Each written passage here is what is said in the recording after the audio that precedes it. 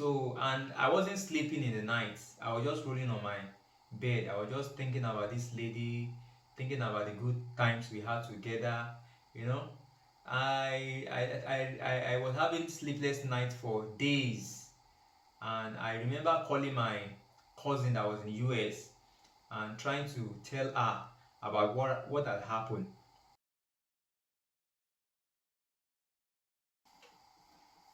Hello, welcome to Love Activated.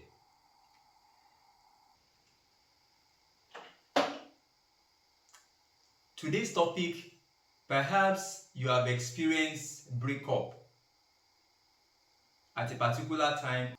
I'll be relaying my own experience about breakup. I come from a Christian home. I'm a born again Christian, and I have been prayerful and thoughtful about the topic of marriage even when I was still a teenager. I remember that I pray regularly, I pray frequently about the topic, and I read many books also, even while still a teenager. Growing up, I had a lot of people around me, neighbors, family members, whose marriages were not impressive to me. And in my wildest dream, I wouldn't have prayed to have a marriage that was similar. I really wanted to get it right. So fast forward some years ago, around maybe 10 years ago, thereabouts, I met this lady, and the lady was interesting, was a beautiful lady, very cerebral, you know, all the qualities that I could admire in a lady was in her. I fell in love, and we were talking to each other, about taking the relationship further. But it got to a particular time that she called me and told me that there was a very important information that she wanted to relay to me. So it was a Sunday, and I remember we met at a particular place, and I waited for her. She came and she started gisting me about what she wanted to tell me. And she told me that she had been considering and looking at our relationship, and actually she mentioned the relationship to her pastor to pray about the relationship. And the pastor unfortunately said that we were not destined for each other. So consequently, she had to break up with me because she was afraid about the future. I was quite devastated because that was the last news that I was hoping to hear from her. I never planned for such developments. I didn't want to try to persuade her because I felt the way she was talking, she had already made up her mind. So that's how we left each other that day. And actually, the breakup was actually a friendly breakup.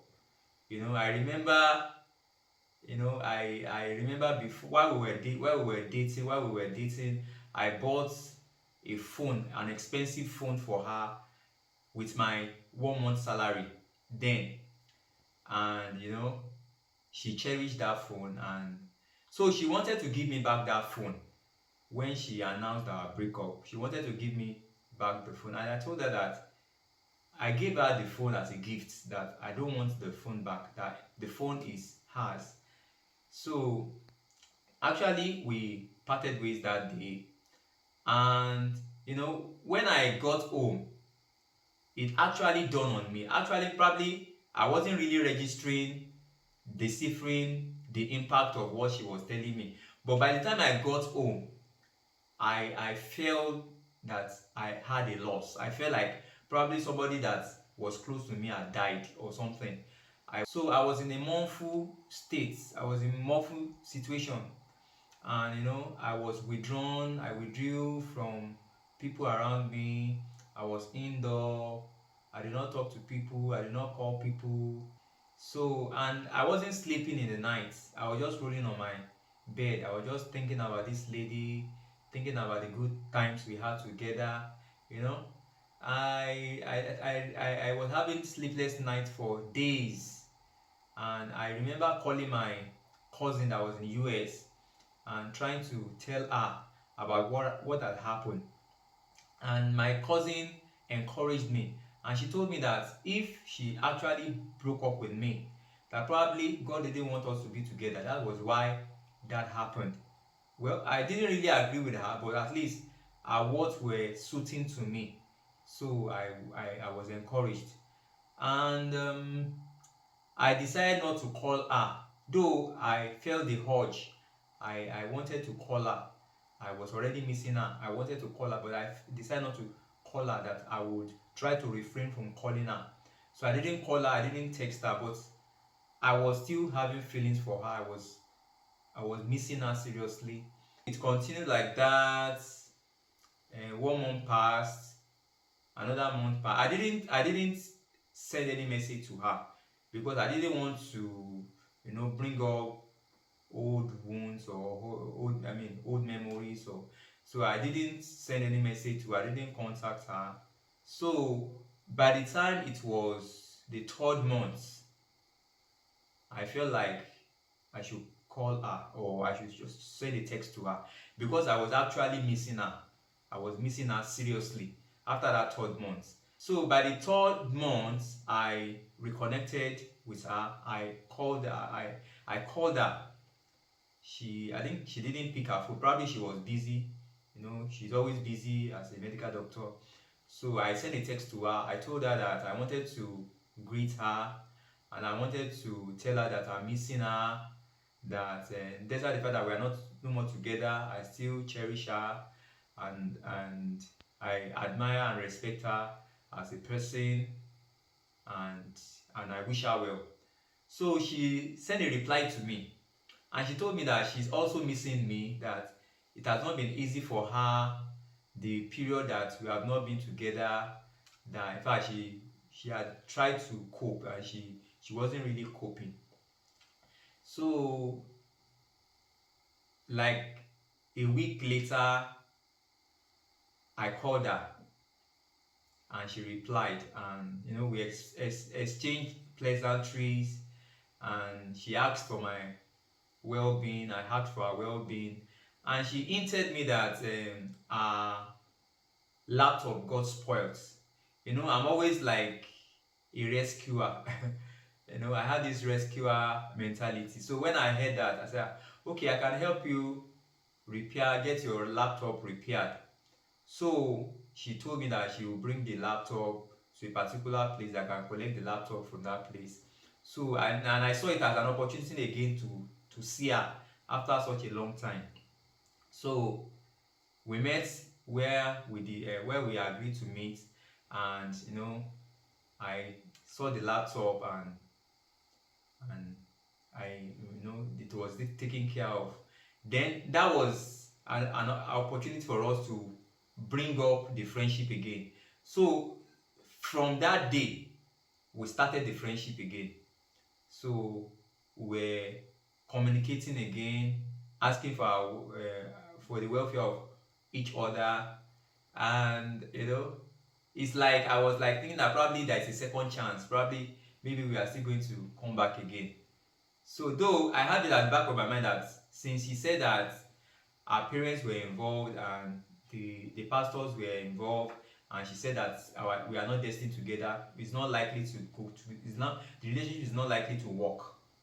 So I just had that at the back of my mind, but I was like, let me still try my best.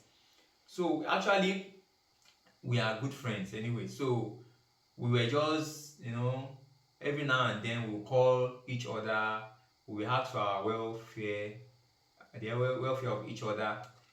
So There was now a particular day.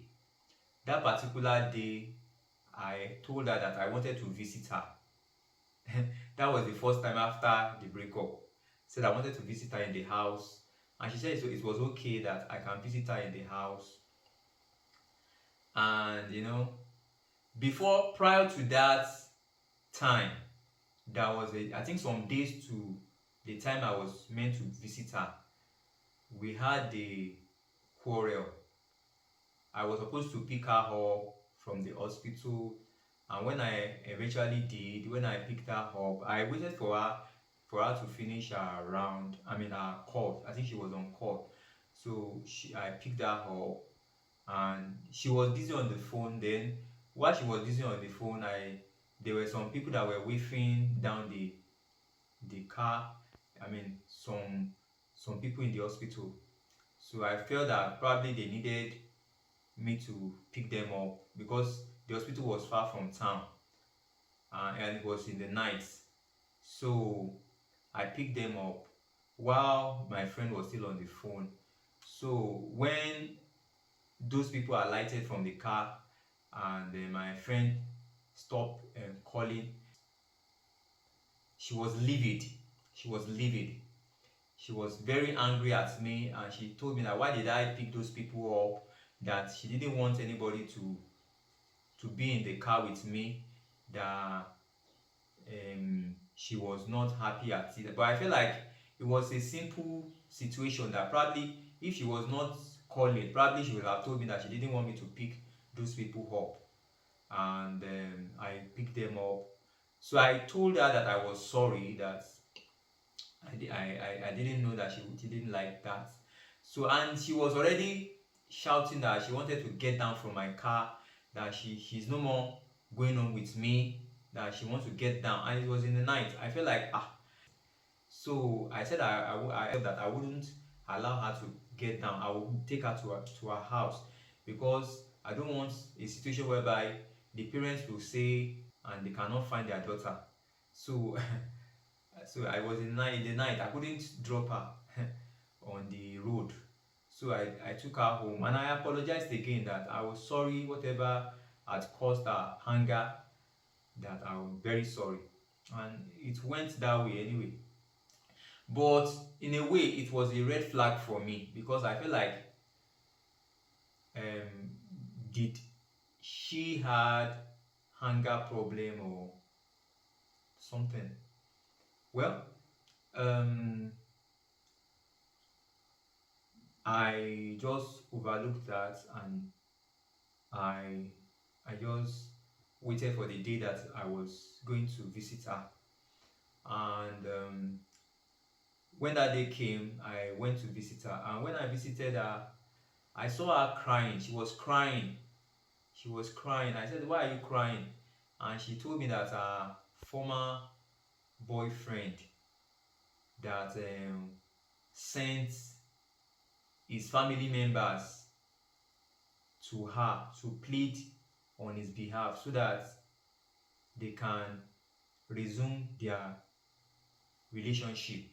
So that was the last day I went to see her. And the funny thing is that that particular day was the day I met the lady that became my wife. So by the time um, she called me, I'd already proposed to this new lady, and there was a particular time the two of them met.